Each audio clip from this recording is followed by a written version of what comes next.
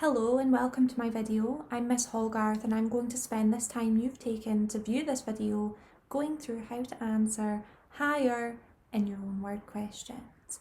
Now if you need to pause the video at any time in order to take a wee sip of your drink, if you want to pause it to take some notes after anything I'm saying, please feel free. We're going to go through some practice questions, look at the answers and then revise by the end.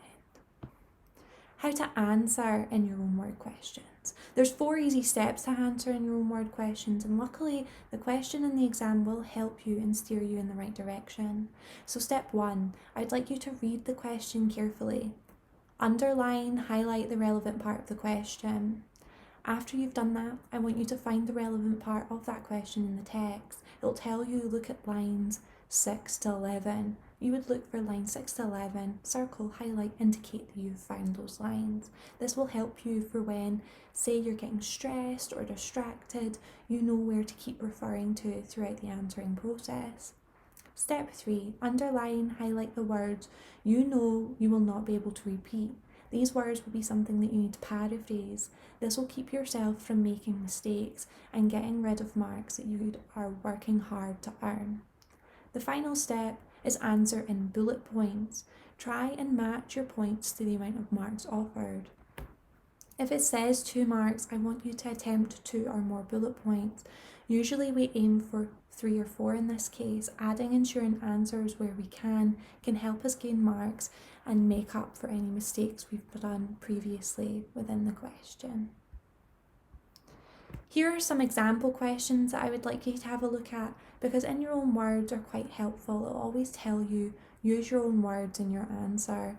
As you've seen here, I've highlighted the parts of the question that steer you in the right direction, that we know it's an understanding question and we know that we need to answer in your own words, even if it starts a little bit differently. For instance, question 6 starts with explain fully. However, at the end it says using your own words. This is worth 3 marks. Question 1's a bit difficult because it says identify. If it's saying identify, explain, summarise, and ends with using your own words, please answer in your own words. Here is indicated in the other 2 questions.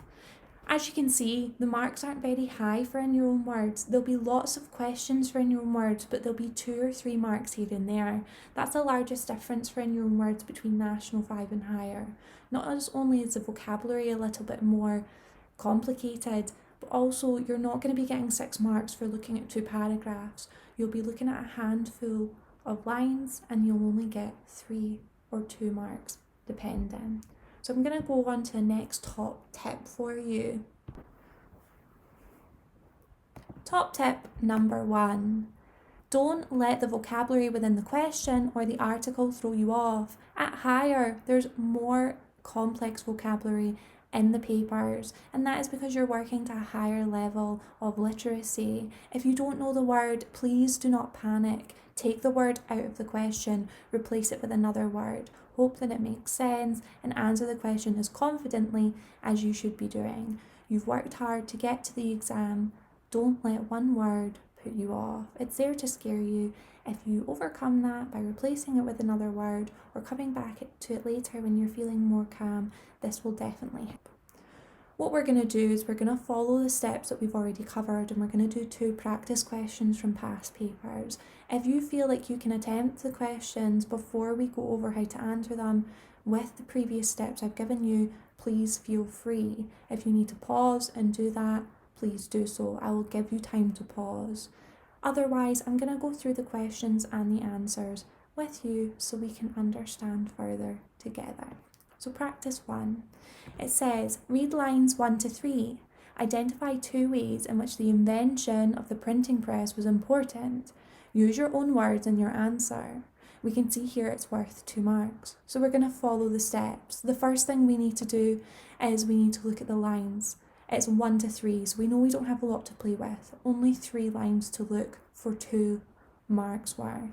Then what we're going to do is highlight the point of the question, which would be the invention of printing press. So I've highlighted that. I've done that next step. I'm feeling confident now. I know it's about the invention of the printing press being important.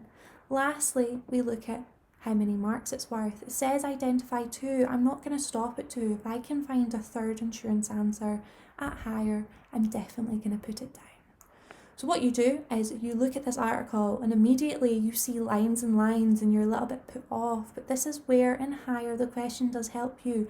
Isolate those lines. Don't let it scare you how much words you need to read through. So I've highlighted that there. What we're going to do is we're going to do the question together. So get your notepad and pen ready and we can take it step by step. So it says here, Gutenberg invented the printing press in 1440. For the next 500 years, the main form of information was on the printed page. This meant the knowledge was primarily delivered in a fixed format, one that encouraged readers to believe in stable and settled truths. So we lay out the answer as such. We put number 1, we're answering question number 1, so the marker does not get confused. And we've introduced the question. The printing press was important because, and we don't need to rephrase this. This is linking back to the question. We won't lose marks if we don't do it, but it helps us stay focused. We're looking for important reasons why the printing press is here. So I've highlighted the next 500 years is the main form of information. I know that I cannot repeat the phrase 500 years, the phrase main form of information. So I reword it. I say it was a place people primarily accumulated their knowledge for the next 5 centuries. Notice here, instead of saying 500 years, I've said 5 centuries. The next bit, the knowledge was primarily delivered in a fixed format. So primarily delivered, I say information did not change and was provided in the same composition each time. I haven't used the word fixed format and I haven't used primarily delivered. Lastly, although I have the answers 2 marks, we do not know what the marking scheme looks like. I don't know if I've maybe conveyed the wrong idea or I didn't gloss too much on a word. So I do that insurance answer just in case. Yes, we like to be confident, we like to have faith that we've done it correctly, but it doesn't hurt to do an insurance answer for this one because we have already highlighted a third one, which was that readers believe in stable and settled truths, which is a more simple way to paraphrase that those that learned this knowledge found it reliable and didn't doubt its honesty. I didn't say stable or settled truths, I said reliable and didn't doubt its honesty. What we're going to do now is we're going to look at the marking scheme for SQA so you can see what the markers for these exams look at and how this can affect how you lay things out on the page or what mistakes that we can make. Now's an opportunity to look at the marking scheme and mark our own work. So we're looking at why the printing press was important. So I said the printing press was important because it was a place people primarily accumulated their knowledge from which lasted for the next 5 centuries. If we have a look at the marking scheme, I've had to have glossed over the phrase for the next 500 years. I have done so, which means that I should get the mark. Now, if you look at the third bullet point, it says the facts were presented in a set layout, a fixed format. I've put that. I said information did not change and was provided in the same composition each time. So I get the mark there. Now, the last bullet point in the SQA marking scheme says it helped people to accept objective facts and how they existed.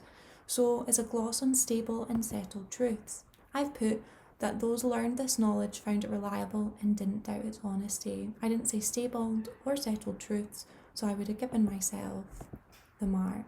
So we've done an insurance answer. We can now get 2 out of 2. So it means that we've gotten full marks. Hopefully practice 1 helped enable you to understand a little bit better why we lay out in your homework questions in bullet points so it can be more clear and more concise. So we've got time for another top tip. A large percentage of your RUAE will consist of understanding questions. This is because you need to understand the text that you're reading before you analyse or evaluate. These are the types of questions that you want to put insurance answers for because there's time. As you could see in the last marking scheme, there was double the amount of marks left. So there was 4 bullet points within the marking scheme, but 2 marks were awarded. So there is room to add insurance answers just in case we slip up. After completing practice 1, you should now feel more confident in your own words questions and less daunted by the vocabulary that we are approaching. We're going to try practice 2 now, which is from a separate past paper. If you feel confident in doing so, I encourage you to pause the video and attempt the question without my guidance. However, if you're not feeling that confident, please do not worry. It's practice 2 for a reason. We will be practicing this together and going through the answers together. So, it says, read lines 9 to 12, explain what the writer believes has happened to the idea of truth. Use your own words as far as possible in your answer. We do the steps again. We know that we have to identify the lines in the text, 9 to 12. We know we have to identify the point of the question, and the whole idea is the writer believes what has happened to the idea of truth. So it's a pretty complex question. This idea of truth is a complex notion. And then we use our own words as far as possible. I highlight it in the text so that I can isolate it and I can be able to see line for line what I am be able to paraphrase. It says, what is common to these struggles and what makes their resolution an urgent matter is that they all involve the diminishing status of truth. This does not mean that there is no truths, it simply means that we cannot agree on what these truths are. And when there is no consensus about the truth and no way to achieve this consensus, chaos soon follows. We lay out the answer just as we did with practice 1. We introduce the question. We put the number of the question so the marker has no doubt, so we've put 3. The writer believes that this, what's happened to the truth is, and then we follow it by bullet points. I've highlighted, it involves the diminishing status of truth. Now this is a tricky one. How do we rephrase the diminishing status of truth? You can change the words, you can change the order of the sentence as long as you convey the same meaning. I have put the idea of truth isn't as important anymore. I find the next one and highlight it. I say that we cannot agree on what the truths are. I cannot repeat the word agree, but I say we find it difficult to decide on what isn't fake. The next one, there's no consensus about the truth and no way to achieve this consensus. I have put, we have no means to differentiate between false and not false. Again, I can't say the word truth, so I've used not false. It conveys the same meaning, so it should still get the mark. And lastly, chaos soon follows. I put the insurance answer in there, even though this is only worth 2 marks, I might as well just put it in. So I say, due to not being able to differentiate, things fall apart. Things fall apart equal chaos. We'll go on to the marking scheme now.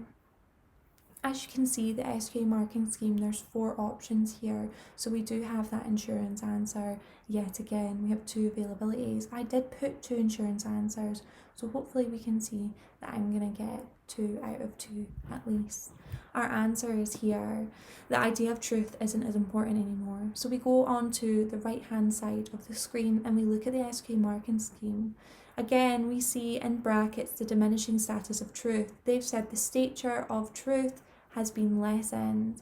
We know that I've glossed on that, so I should get the mark.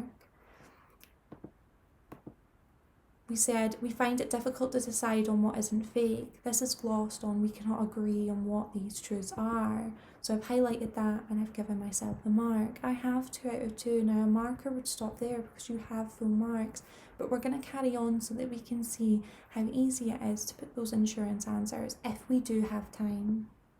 I said that we have no means to differentiate between false and not false. If you look at the marking scheme, we've said that we have no consensus about truth. So I have glossed on that. And finally, I've said, due to not being able to differentiate, things fall apart. And as you can see, chaos soon follows is glossed on, so I get the mark. We get 2 out of 2 because of our insurance answers as well, so we are happy with that. We've done 2 practice questions now. We're going to have one last top tip of the day. Higher will not offer a large amount of marks for a few lines of text. What you can do with this is sentence structure. Look at the sentence structure, look for parentheses, look for natural breaks in a sentence that are usually used with commas or colons. This will help you split the passage up into different points. If they're using parentheses, it's because they're bringing in more points. If they're using a colon, a semicolon, a comma, they're bringing in new points, which means new things for you to paraphrase, which means an extra bullet point, which means an extra mark.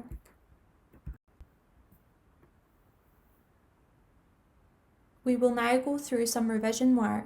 You can pause the video at any time on the next slide and try some of the short revision tasks. Again, I will be going through the answers and I will be guiding you to the right bullet points. If you feel confident enough because you've done practice 1 and you've done practice 2, that in your own words is completely, brilliantly wonderful, then you can stop the video now and you can look at past papers online. If not, and you would like some practice, please carry on watching. Task 1 says change the sentences below, ensuring you convey the same meaning. So we look at number 1. Lucy looked beyond the outskirts of the ruined city and saw a movement that surprised her. At first, I'd like to address that these short sentences will be more difficult to rephrase because they're more condensed literacy. You will find these difficult, but this is to train us so that when we get to the longer passages, we've trained ourselves to overcome that unfamiliar vocabulary. Number 2 says the thunderous storm knocked the boat from side to side, its rage hoping to startle the shipmates inside. And number 3 says a shocking 89% of dog breeds have drastically changed appearance from their original breeds 100 years ago. I'm going to give you a second now. I've underlined what you could paraphrase to pause the video and attempt the questions yourself. We're then going to go through the answers. Let's go through number 1 first. Lucy looked beyond the outskirts of the ruined city and saw a movement that surprised her. So we know that we can't say outskirts, ruined city, movement, or surprised her. So I paraphrase it as so. Lucy glanced on the circumference of the town and did not expect to see a change to the usual stillness. Number 2. The thunderous storm knocked the boat from side to side, its rage hoping to startle the shipmates inside. Couldn't say thunderous storm. I know I couldn't say knock the boat. Its rage hoping to startle, or I could not mention shipmates inside. So I paraphrase that by saying, the loud gale hammered the ship around, angrily wanting to scare the people within. Again, I haven't said shipmates, I've said people, but it conveys the same meaning. Those aren't a ship, or people, shipmates regardless. Number 3 was a surprisingly difficult one. How do we rephrase the phrase dog breeds? So it says a shocking 89% of dog breeds. We'd have to change that. Drastically changed appearance, we need to alter that. And breeds from 100 years ago. So I do it step by step. 89% is a large majority, so I say that. So large majority of canine varieties have strikingly altered looks when compared to what they may have looked like a century before. Instead of saying 100 years, I have said century. Now you can pause the video, you can have a look at the answers. If you got them right, well done, give yourself a wee tick. We're going to go on to a larger bit of text now, a mini paragraph, and we're going to answer the questions for that. Task 2 says answer the practice question below. It says, explain as far as possible in your own words what similarities the writer sees between becoming a mother or father and becoming a vet. You will see these types of questions in higher papers quite continuously. They will quote part of the passage in the question. Now, this might confuse you, but it's actually very helpful because it tells you what phrases you can zone in on when you're referring to certain lines. I'll read the passage now. You can pause it at any point to answer the question yourself if you feel confident enough to do so. The passage says, in my lifetime, parenthood has undergone a terrifying transition. Becoming a mother or father is no longer something you just are. It's something you do, like becoming a vet, complete with training courses, parenting vouchers, government targets and guidelines, and a host of academic and caring professionals, as well as their websites and telephone helplines, on hand 24/7 to help guide you through what to expect when your 20-somethings return home. What we're going to do is, again, you can pause it, we're going to go through the answers together. Now I've highlighted all the things I've noticed that I would like to paraphrase. I haven't highlighted all of them. You may have highlighted something else yourself, well done, but it's just enough because it's 2 marks, so I've got just enough for my insurance answers also. I noticed training courses, parenting vouchers and government targets and guidelines would be an easy one to paraphrase, as well as caring professionals and their websites, so I attempt to paraphrase them in the next slide. I say the similarities between becoming a parent and becoming a vet are, my first one is online help being offered. This is clearly a paraphrase from when it says their websites. The second one says experts to help. This is a paraphrase of caring professionals. The third one says both offer education sessions to help. I've paraphrased training courses. And lastly, authority standards are to be met.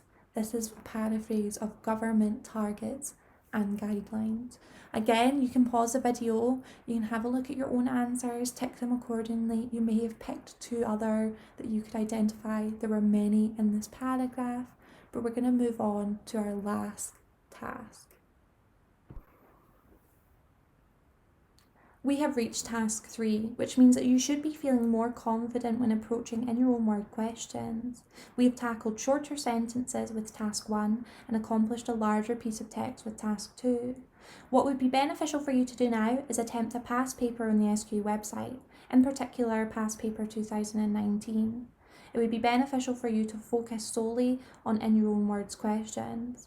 Not only will this be good practice, but it will also help you practice the steps that we've discussed and incorporate them into your own exam technique.